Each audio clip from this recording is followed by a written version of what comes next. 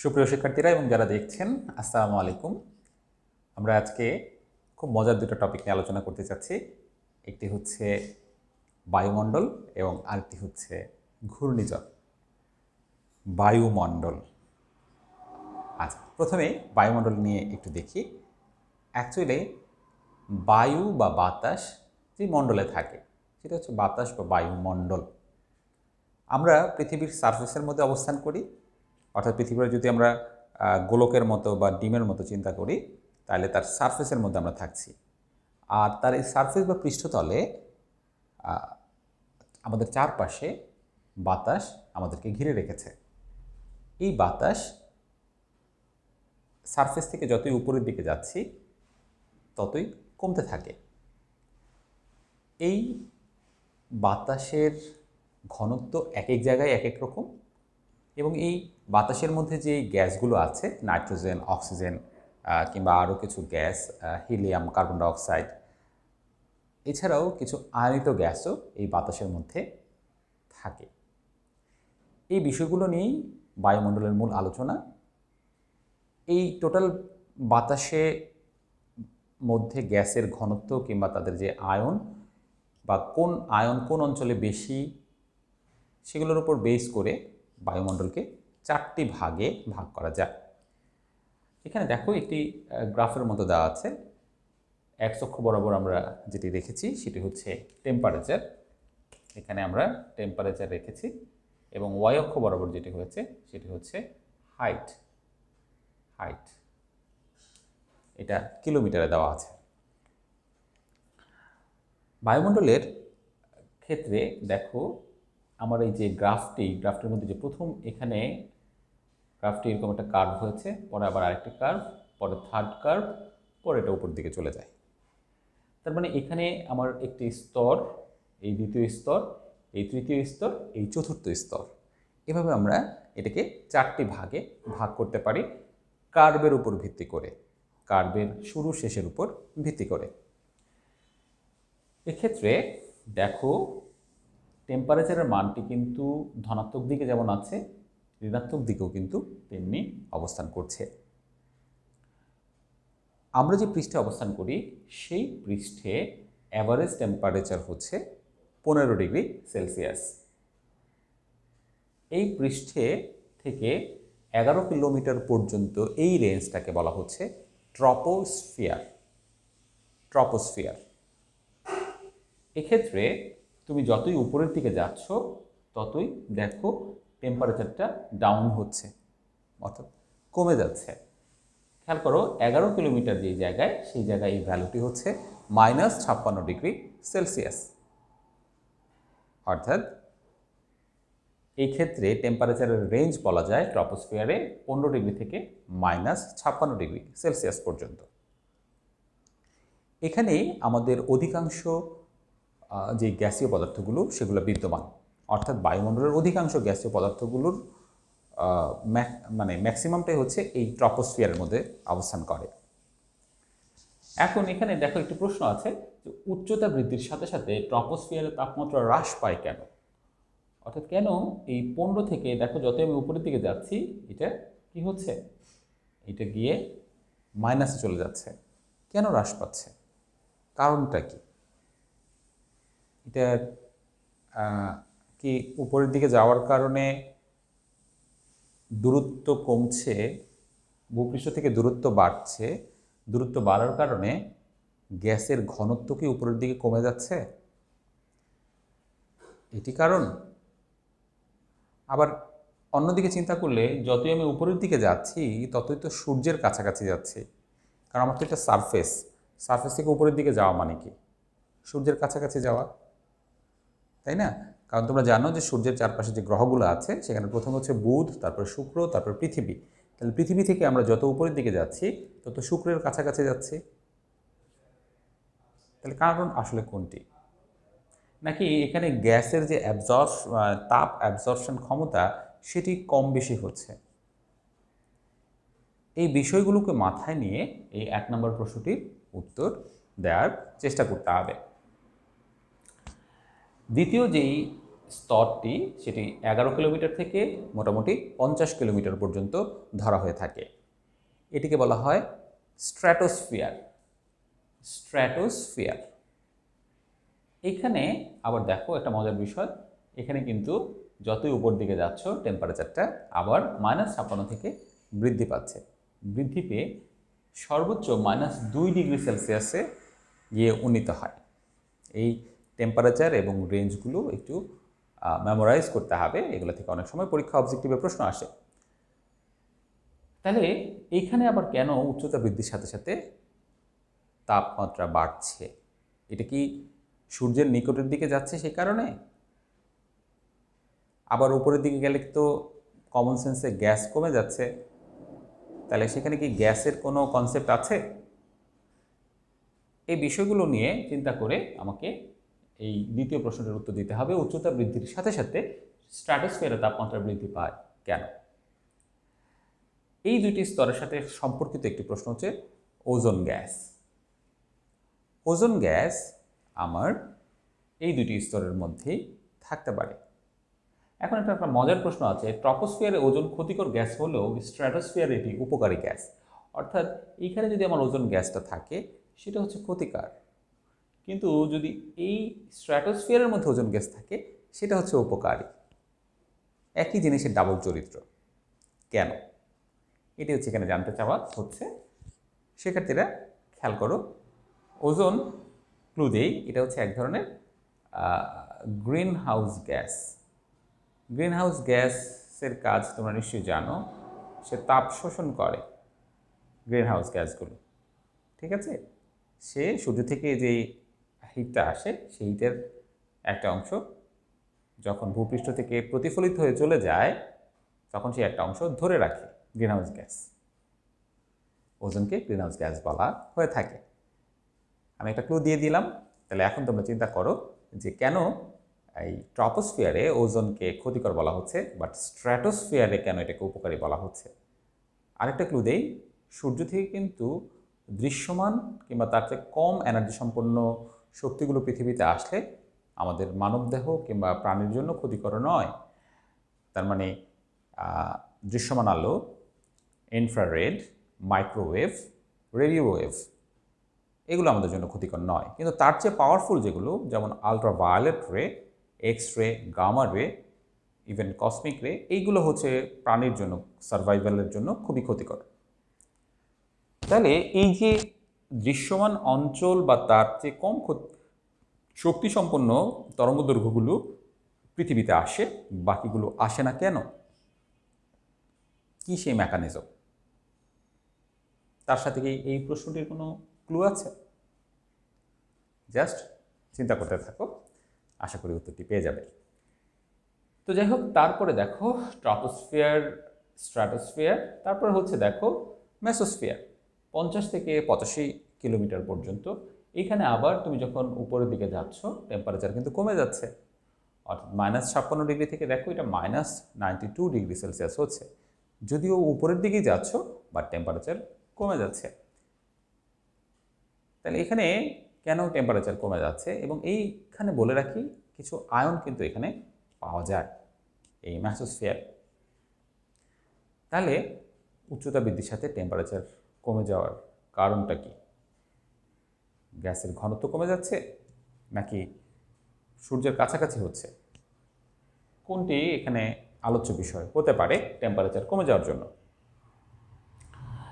সর্বশেষ দেখো যে তুমি 85 কিলো থেকে যদি অনেক উপরে উঠো, যেমন ধরো আমি এখানে লিখেছি 500 কিলোমিটার, তাহলে এই যে 500 কিলোমিটার এটা আসলে অনেক উপরে, যদি এখানে ছোটো করে দেখানো আছে, মোটামুটি 500 কিলো পর্যন্ত বায়ুমণ্ডলটাকে ধরা হচ্ছে, 0 থেকে 500 কিলো। 500 কিলোর পরে গেলে আসলে আর বায়ুমণ্ডলকে ধরা হচ্ছে না, কারণ হচ্ছে যে 500 কিলোমিটার পর্যন্ত মোটামুটি গ্যাসীয় আয়নের অস্তিত্ব পাওয়া যায়। এখানে অধিকাংশ গ্যাসীয় পদার্থগুলোই আয়নিত অবস্থায় থাকে, তাই এটাকে আয়নোস্ফিয়ার বলা হয়। যেমন NO+, O2 উপরে একটা প্লাস, ঠিক আছে? তাই এটাকে কি বলা হচ্ছে? আয়নোস্ফিয়ার। O2+, NO+, ইত্যাদি যে কোনো ধরনের গ্যাসীয় পদার্থগুলো এভাবে আয়ন হতে পারে। এখন এইখানে এইটা টেম্পারেচার 500 কিলোমিটার হাইটে যখন যাচ্ছ সেখানে টেম্পারেচার প্রায় 1200 ডিগ্রি সেলসিয়াস পর্যন্ত উঠতে পারে। সো এটা বুঝেই যাচ্ছে যে 500 কিলোমিটার কিন্তু হিউজ উপরে, এবং সেই হিউজ উপরে যখন যাচ্ছ তখন সূর্যের অনেক কাছে চলে আসতেছে। দ্যাট মিনস যে শুক্রের যে গ্রহ আছে তার কাছে চলে আসতেছ, সেজন্য টেম্পারেচারটাও এখানে অনেক অনেক অনেক বেশি। ঠিক আছে, এটা উপরের দিকে গেলে এভাবে বেড়ে যাচ্ছে। তো এই ছিল আমার বায়ুমণ্ডল সংক্রান্ত প্রাথমিক আলোচনা। সেখানে 4টি স্তর, সেই সংক্রান্ত আলোচনাটি এখানে আমরা করলাম। এবার আমরা একটা মজার প্রাকৃতিক বিপর্যয়ের কথা জানবো, ঘূর্ণিঝড়। আমরা দেখতে পাই যে কালবৈশাখী ঝড় হয়ে থাকে সাধারণত গ্রীষ্মকালে, এবং এগুলো মাঝে মাঝে খুব ডেঞ্জারাস হয়ে যায়। প্রতি বছরই কম বেশি কালবৈশাখী দেখা যায়। আমাদের দেশে কালবৈশাখীর প্রকোপটা আমরা খুব কম দেখতে পাই। ইন্ডিয়াতে যতটা দেখা যায় আমাদের দেশে ততটা দেখা যায় না। এই ক্ষেত্রে অনেক সময় আমাদের যেই সুন্দরবন আছে সেই সুন্দরবনটা একটা বিশাল ভূমিকা পালন করে, কারণ এই সুন্দরবনের কারণে সে প্রাকৃতিক বিপর্যয়টাকে ডাউন করে দিতে পারে, এইসব ঘূর্ণিঝড় টাইপের বিপর্যয়গুলোকে ডাউন করে দিতে পারে। এখন দেখি আমরা আসলে ঘূর্ণিঝড়ের সাথে এখানে রিলেশনটা কোন জায়গায়। প্রথম কথা হচ্ছে যে ঘূর্ণিঝড় এটা প্রথমত সৃষ্টি হয় গভীর সমুদ্রে, এবং গভীর সমুদ্রে সৃষ্টি হওয়ার পরে এটি সেখানে স্টে করে। এক্ষেত্রে যত বেশি স্টে করে গভীর সমুদ্রে সে তত বেশি শক্তিশালী হয়ে যায়, এবং সে শক্তিশালী হয়ে একটা সময় তীরের দিকে অগ্রসর হয়, কারণ সে অনেক বেশি পাওয়ার অর্জন করার পরে সে আর ওইখানে থাকে না, একটা সময় উপকূলের দিকে আসে। এই উপকূলের দিকে যখন আসে তখন এই উপকূলের আশপাশকে সে লণ্ডভণ্ড করে দেয়। সেক্ষেত্রে সুন্দরবনের কাছ দিয়ে যখন যায়, সুন্দরবনের গাছপালা, প্রচণ্ড গাছপালা যেগুলো আছে সেই গাছপালাগুলোর সাথে সেই ঘূর্ণিঝড় একটা ফাইট হয়। ঠিক আছে, গাছপালার অবস্থা কেরোসিন হয়ে যায়, কিন্তু যখন সে ফাইট করে তখন ঘূর্ণিঝড় তার শক্তি আস্তে আস্তে কমতে থাকে। কমতে কমতে সে যখন মনুষ্য বসতি যে জায়গায় আছে সেই জায়গাগুলোতে আসে তখন সে অনেক বেশি দুর্বল হয়ে যায় এবং খুব একটা ক্ষয়ক্ষতি করতে পারে না। এই কারণে সুন্দরবন আমাদের প্রাকৃতিক বিপর্যয়, ঘূর্ণিঝড় টাইপের বিপর্যয় থেকে আমাদেরকে অনেকটাই উসিলা হিসাবে সেভ করতে পারে। এখন কথা হচ্ছে যে গভীর সমুদ্রে ঘূর্ণিঝড় সৃষ্টি হয় কীভাবে। ক্ষেত্রে একটি কথা বলে রাখি, এই ঘূর্ণিঝড়ের বিষয়টি আমরা বয়েল এবং চার্লসের সূত্রের সাথে সমন্বয় করে ব্যাখ্যা দিতে পারি। অর্থাৎ ঘূর্ণিঝড়ের কনসেপ্টের সাথেও বয়েল চার্লসের সূত্রের একটা রিলেশন আছে। That is very interesting. হ্যাঁ, বয়েল চার্লসে ছিল গ্যাসের ক্ষেত্রে, তাহলে গভীর সমুদ্রের এখানে গ্যাসের কথাটা আসলো কোথা থেকে? হ্যাঁ, গ্যাস তো আছেই, বাতাস, সেই বাতাস হচ্ছে গ্যাস। তাহলে এই গ্যাস কি হতে পারে? টেম্পারেচার বাড়লে প্রসারিত হতে পারে। ঠিক আছে, গ্যাস যদি প্রসারিত হয় তাহলে সেই জায়গাতে গ্যাসের ঘনত্ব কমে যায়। গ্যাসের ঘনত্ব যদি কমে যায় তাহলে ওই জায়গায় অন্য স্থান থেকে গ্যাসের অণু আসতে পারে, কারণ তাপমাত্রা বাড়ার কারণে আয়তন বৃদ্ধি পায়। রাইট, আমরা এটা জানি, V is proportional to T, চার্লসের সূত্র। Right, V is proportional to T, তাপমাত্রা বাড়লে আয়তন বৃদ্ধি পায়। এখন কথা হচ্ছে যে আয়তন যখন বৃদ্ধি পায় তখন গ্যাসের ঘনত্ব কিন্তু কমে যায়। অর্থাৎ গ্যাসটা যদি আগে এতটুকু জায়গায় থাকে এখন সে এতটুকু জায়গায় আছে। যখন গ্যাসের ঘনত্ব কমে যায় তখন তার ঠিক উপরের লেয়ারে কিন্তু ঘনত্ব বেশি থাকার কারণে ওই লেয়ার থেকে কিছু গ্যাস কম ঘনত্বের জায়গায় এলোমেলোভাবে আগমন করে। এলোমেলোভাবে আগমন করার কারণে এখানে আবার সংঘর্ষ হয়। কেন বলছি এলোমেলো? কারণ ওই জায়গাটা ভ্যাকেন্সি তৈরি হয়, তখন আশপাশ থেকে কে কার আগে আসবে, কে কার আগে আসবে। তো কে কার আগে আসবে, এই সময় কি হয়, একটা সংঘর্ষ তৈরি হতে পারে, তাই না? ধরো যে তোমার স্কুলে থাকতে যখন ছুটির ঘন্টা পড়ে যায় তখন সর্বশেষ ক্লাসটি হওয়ার পর টিচাররা যখন ছুটি দিয়ে দেয় তখন গেট দিয়ে কে কার আগে বের হবে এরকম একটা কম্পিটিশান যদি করা হয় তাহলে কিন্তু সংঘর্ষ হওয়ার চান্স থাকে। এখানেও বিষয়টা তাই যে উচ্চ ঘনত্ব কোন সেন্সে, এখন যেহেতু এখানে ঘনত্ব কম তাপমাত্রা বাড়ার কারণে, তাহলে তার উপরের জায়গাটা হচ্ছে উচ্চ ঘনত্ব। সেই উচ্চ ঘনত্বের জায়গা থেকে কিছু গ্যাস এলোমেলোভাবে এই নিম্ন ঘনত্বের জায়গায় আসবে। তাহলে এই যে আমার যে ঘটনাটা আমরা এখানে বলছি এটা কোথায় ঘটে, এটা হচ্ছে এই পানির ঠিক উপরের যে গ্যাসের অণুগুলো আছে সেই গ্যাসের অণুগুলো প্রসারিত হতে পারে, ঠিক আছে, গভীর সমুদ্রে। এবং সেখানে কি হয়, তাপমাত্রাটা বেশি থাকে। আর কেন সমুদ্রে পানির উপরে তাপমাত্রাটা বেশি থাকে, কারণ সানলাইট এখানে সরাসরি পড়ছে, কারণ জায়গাটা বিস্তীর্ণ ফাঁকা জায়গা, যে কারণে আমার কি হয় সেখানে টেম্পারেচারটা বেশি থাকে। যেমন খোলা মাঠে দুপুরবেলা প্রচণ্ড গরমে কি অনেক বেশি গরম লাগে, কারণ সেখানে ডিরেক্ট সানলাইটটা পড়ছে। তাহলে এই জায়গাতেও যে জিনিসটা হয় সেটা হচ্ছে যে এগুলো প্রসারিত হওয়ার ফলে এইখানে আমার উপর থেকে কি করে অন্যান্য গ্যাসের অণু এলোমেলোভাবে এখানে আসার ফলে আবার এখানে সংঘর্ষ হয়। এই যে আবার সংঘর্ষ হয় গ্যাসের অণুগুলোর মধ্যে, তারা যখন বিভিন্ন অ্যাঙ্গেল থেকে এলোমেলোভাবে আসে, এই সংঘর্ষের ফলে কি ঘটনা ঘটে, প্রথমে কিন্তু সংঘর্ষ ঘটেনি, প্রসারিত হয়েছে, পরে কিন্তু সংঘর্ষ হয়েছে। এখন একাধিক গ্রুপের মধ্যে সংঘর্ষ হলে সেখানে কি হতে পারে, কমন সেন্স দিয়ে চিন্তা করো। এবং সেই সংঘর্ষের পরবর্তী অবস্থাটা কি হবে, এখানে বয়েল এবং চার্লসের সূত্রের আর কি রিলেশন আছে, এই জিনিসগুলো তোমাদের বাসায় চিন্তার জন্য আমি রেখে দিলাম, ঠিক আছে। এইগুলো চিন্তা করে বের করতে পারলে ঘূর্ণিঝড়ের মূল ফ্যাক্টরটা সম্পর্কে আমরা জানতে পারব। ওকে, দেখো এখানে একটি কথা বলা আছে 5 নম্বরে, গভীর সমুদ্রে কেন নিম্নচাপ সৃষ্টি হয়।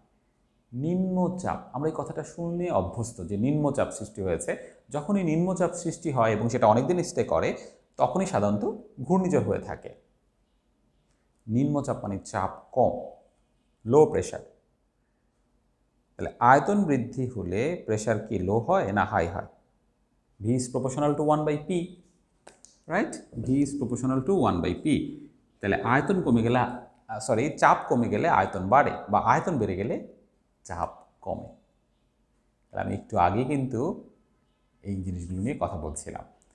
তাহলে নিশ্চয়ই তোমরা এই 5 নম্বর প্রশ্নটির উত্তর দিতে পারবে যে কেন নিম্নচাপের সৃষ্টি হয়, ঠিক আছে।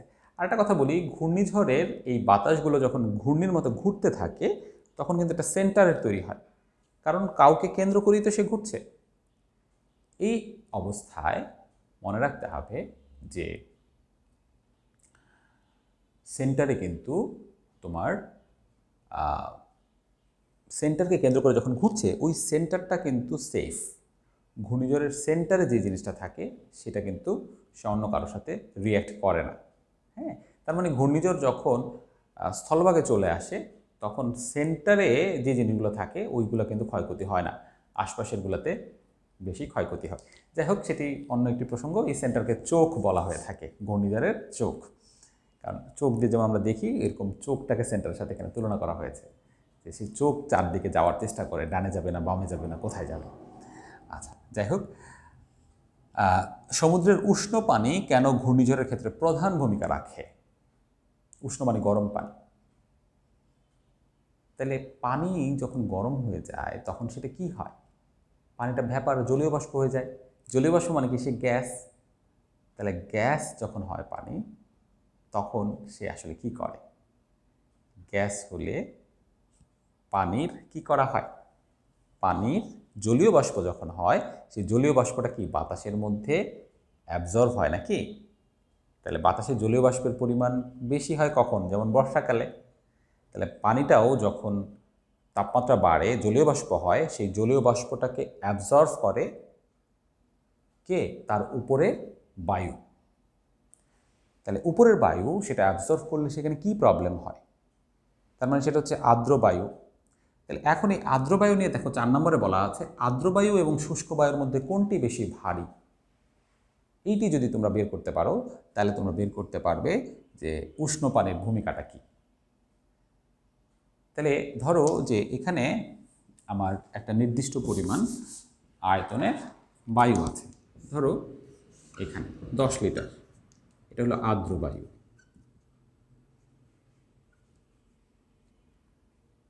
এই আর্দ্র বায়ুটা তৈরি হয়েছে কোথা থেকে? এখানে 10 লিটার শুষ্ক বায়ু ছিল, এই শুষ্ক বায়ুটা থেকে আর্দ্র বায়ুটা তৈরি হয়েছে। কিভাবে? শুষ্ক বায়ুর মধ্যে কিছু জলীয় বাষ্প যুক্ত হয়েছে, তাহলে জলীয় বাষ্প যুক্ত হওয়ার কারণে সে আর্দ্র হয়েছে। এখন কথা হচ্ছে আর্দ্র বায়ু এবং শুষ্ক বায়ুর মধ্যে কোনটি বেশি ভারী? আর্দ্রটি বেশি ভারী নাকি শুষ্কটি বেশি ভারী? এই ভারীটা আমরা বিবেচনা করব কিভাবে?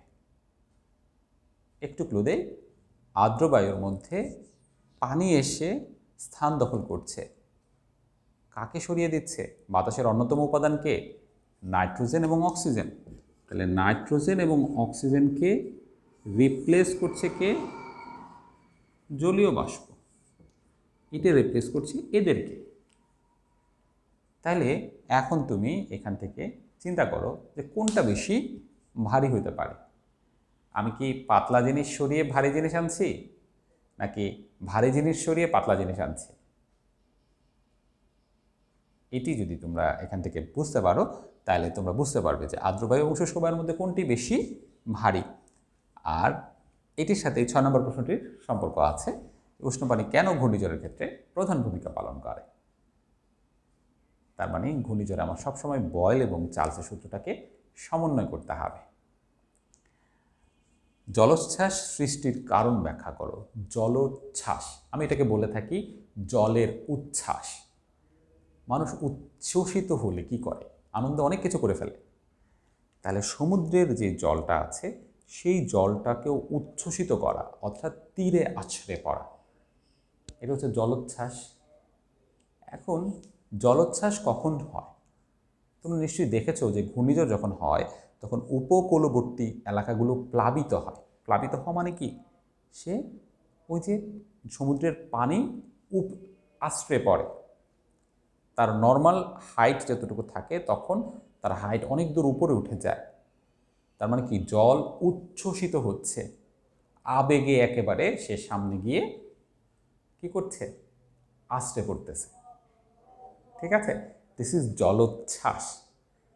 এই জলোচ্ছ্বাস সৃষ্টিতে কে তাকে পিছন থেকে কড়া নাড়ছে? এমনি এমনি কি কাজটা হয়? না, ঘূর্ণিঝড়ের সময় এই ঘটনাটা ঘটে। ঘূর্ণিঝড়ের লাস্ট স্টেজে এসে জলোচ্ছ্বাস হয়।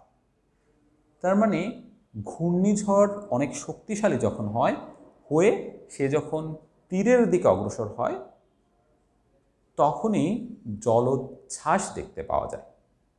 অর্থাৎ গভীর সমুদ্রে ঘূর্ণিঝড় সৃষ্টি হচ্ছে, সেই ঘূর্ণিঝড় তীরে আসার পর জলোচ্ছ্বাস হচ্ছে, আবার সেই ঘূর্ণিঝড়টা ফরওয়ার্ড হয়ে আশপাশে গাছপালা বাড়িঘর যা পাচ্ছে সব কিছুকে লণ্ডভণ্ড করে দিচ্ছে।